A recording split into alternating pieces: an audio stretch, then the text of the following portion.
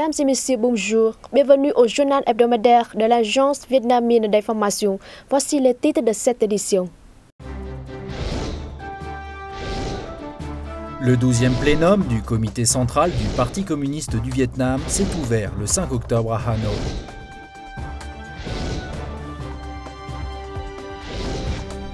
Les négociations de l'accord de partenariat transpacifique, le TPP, ont été achevées le 5 octobre à Atlanta, aux États-Unis.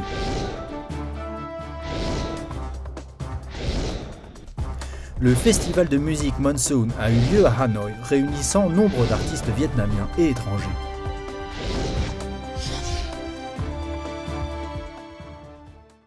Le 12e plénum du comité central du Parti communiste du Vietnam du 11e mandat s'est ouvert lundi 5 octobre à Hanoï sous la présidence du secrétaire général Nguyễn Phú Trọng. Lors de ce plénum de 7 jours, le comité central a discuté de la situation en 2015, du plan de développement socio-économique pour 2016, de la préparation du personnel pour le prochain mandat, des orientations des élections de l'Assemblée nationale de la 14e législature et des conseils populaires de tous les échelons pour 2016-2021 et d'autres questions importantes. Selon le secrétaire général Nguyễn Phú Trọng, l'évaluation précise de la situation socio-économique nationale depuis janvier et les prévisions pour le reste de l'année permettront d'estimer au plus près la réalisation des objectifs et des tâches fixées par le 11e congrès national du parti et les résolutions du comité central.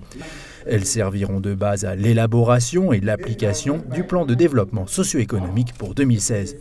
Le plénum a permis d'analyser les effets des évolutions dans le monde et dans la région sur le Vietnam, de donner des prévisions pour le reste de l'année et 2016, d'où la nécessité de définir des objectifs, des tâches et mesures pour le développement socio-économique en 2016 et les années suivantes. Le comité central a discuté des propositions et des suggestions de la délégation du parti au sein du gouvernement sur les grands équilibres de l'économie, sur les recettes et les dépenses budgétaires, l'émission des obligations gouvernementales, la reconversion des entreprises, etc.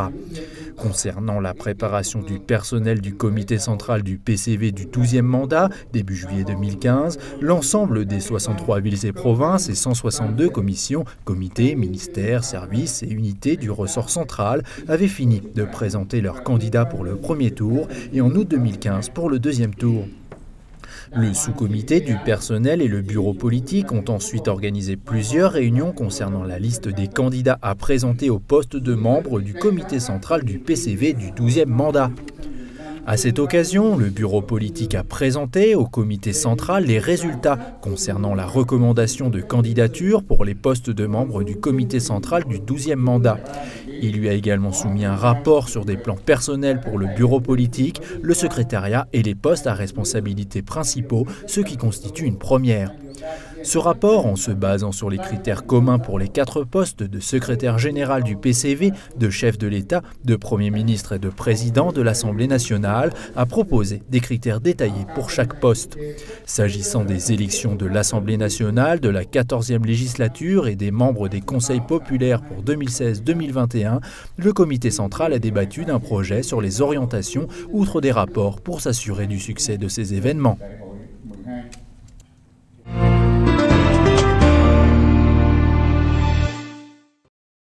Les 12 pays partis aux négociations de l'accord de partenariat transpacifique, le TPP, sont enfin parvenus à un consensus final le 5 octobre. Cet événement marque un jalon historique pour la création de la plus grande zone de libre-échange du monde. La conférence des ministres du commerce de ces 12 pays à Atlanta, aux États-Unis, a débuté le 30 septembre et a dû se prolonger jusqu'au 5 octobre. Les négociateurs sont enfin arrivés à lever les derniers obstacles concernant les barrières tarifaires sur les pièces détachées automobiles importées sur le marché nord-américain, l'ouverture du marché par le Canada et les États-Unis aux produits laitiers néo-zélandais et la protection des brevets sur les médicaments biologiques. À l'issue de cette conférence, les ministres ont affirmé que l'accord était parvenu aux objectifs fixés. Le TPP regroupe l'Australie, le Brunei, le Canada, le Chili, le Japon, la Malaisie, le Mexique, la Nouvelle-Zélande, le Pérou, Singapour, les États-Unis et le Vietnam. Il représente 40% du PIB mondial et 30% du commerce international. Une fois en vigueur, il permettra de créer la plus grande zone de libre-échange dans le monde, avec plus de 800 millions de personnes. Lors d'une interview avec l'agence vietnamienne d'information, le ministre de l'Industrie et du Commerce Vũ Huy Hoàng a affirmé que le TPP profiterait au Vietnam. Une fois l'accord en vigueur, il profitera tout d'abord aux exportations, notamment pour le textile, les chaussures et les produits aquatiques.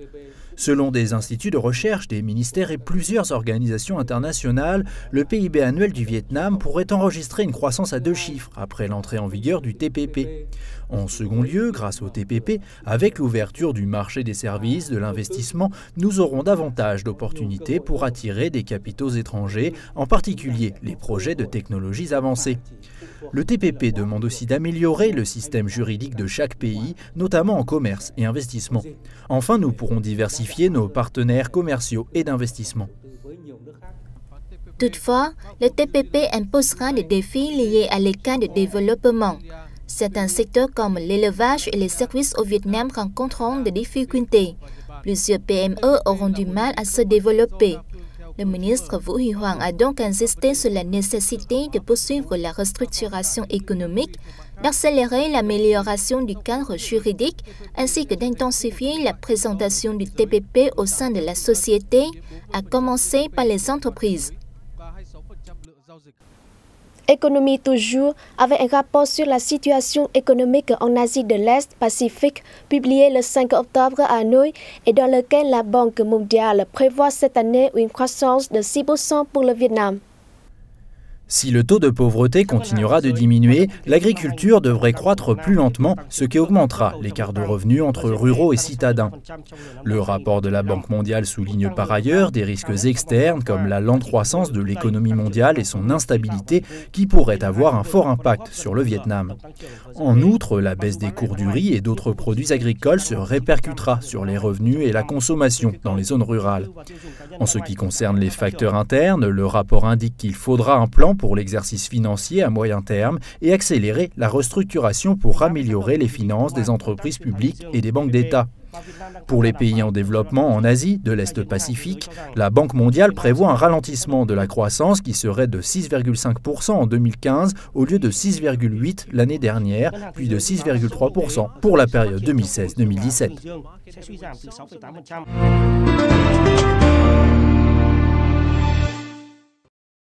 Le deuxième festival international de musique Monsoon s'est déroulé dans la cité impériale de Thăng Long à Hanoï en l'honneur de l'anniversaire de la libération de la capitale le 10 octobre 1954.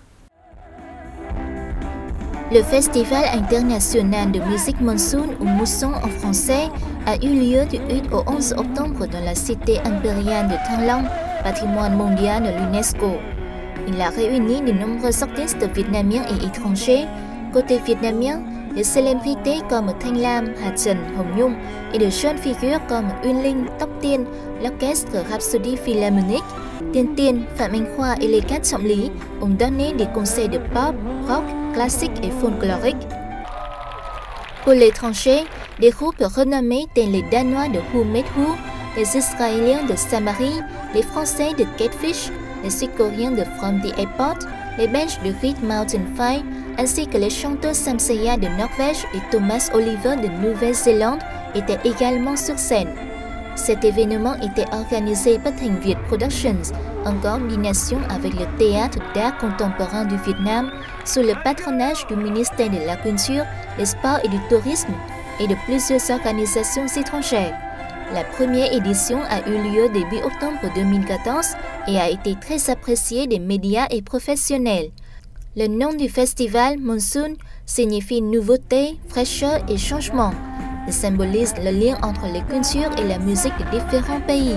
Ce festival contribue à promouvoir une industrie musicale plus professionnelle au Vietnam en présentant aux mélomanes de nouveaux styles. Un autre événement marquant l'anniversaire de la libération de la capitale, c'est le festival culturel et touristique des villages de métiers traditionnels Hanoï qui a eu lieu du 7 au 11 octobre. Cette année, 15 villes et provinces étaient au rendez-vous avec 300 stands.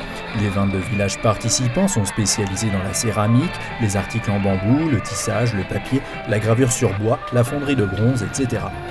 Outre des programmes avec les artisans au travail, le festival a proposé des spectacles, des jeux traditionnels, des présentations de la gastronomie hanoïenne et d'autres localités. Cet événement était organisé par le service municipal de la culture et des sports de Hanoï en coopération avec la Vietinbank. Objectif, promouvoir le développement des métiers traditionnels et le tourisme dans les villages d'artisanat. Hanoï recense 1 millier de villages de métiers. De nombreux villages attirent les touristes avec leurs produits originaux.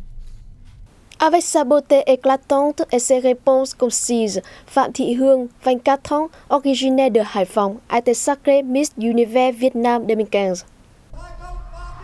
Phạm Thị Hương a été couronnée Miss Univers Vietnam 2015 en devançant 43 autres candidates lors de la finale organisée dans la soirée du 3 octobre dans la ville balnéaire de Nha Trang, province centrale de Khánh Hòa. Phạm Thị Hương est née dans la ville portuaire de Hải Phòng. Ses réponses courtes et concises durant l'épreuve de questions-réponses l'ont aidée à remporter la victoire. Elle a également décroché le titre de Belle de la mer.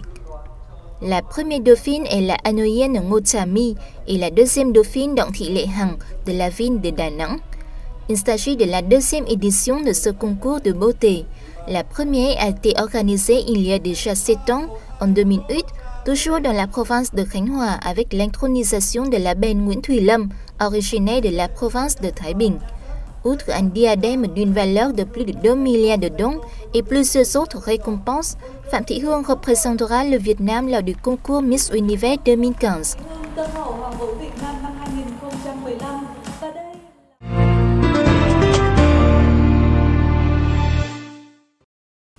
Le caling est une espèce de poisson de la famille des Cyprinidae.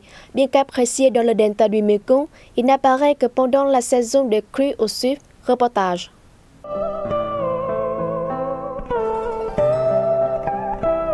Les crues au sud ne sont pas si brusques et imprévisibles qu'au nord ou au centre.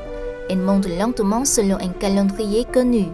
Et chaque fois qu'elles surviennent, elles apportent des alluvions et avec eux un déversement de produits aquatiques, en particulier les calings, une espèce de poisson de la famille des Cyprinidae.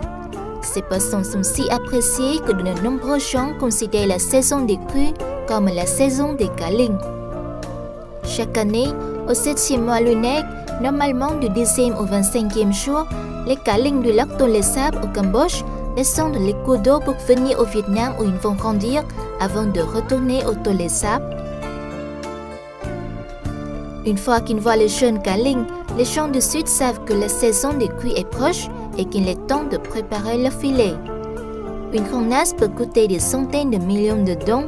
Celle de Leven Vat, dans la commune de Vĩnh Hội Đông, province d'An Giang, vaut 800 millions de dong, soit l'équivalent de 36 000 $. Normalement, les gens doivent préparer leur nasse très tôt, mi-juin. Gain ou perte, c'est le ciel qui décide.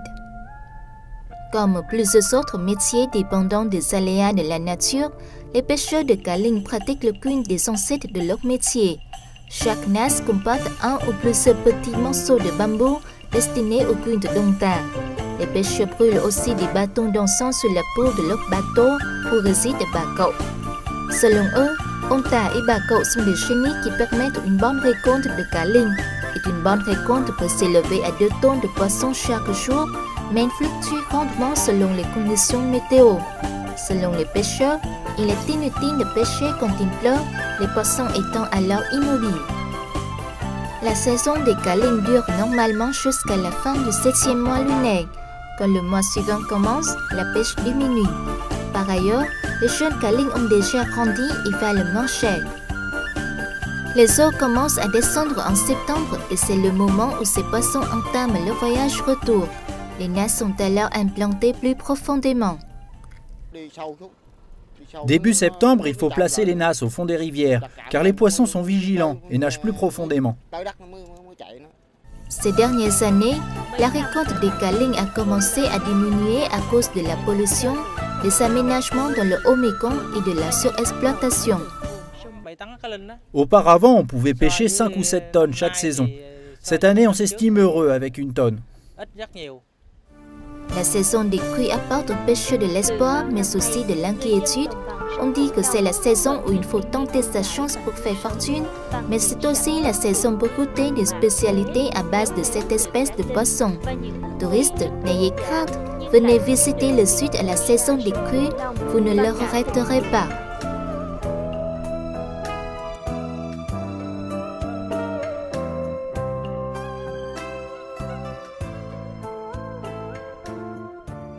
C'est la fin de cette édition. Merci de votre fidélité et à la semaine prochaine.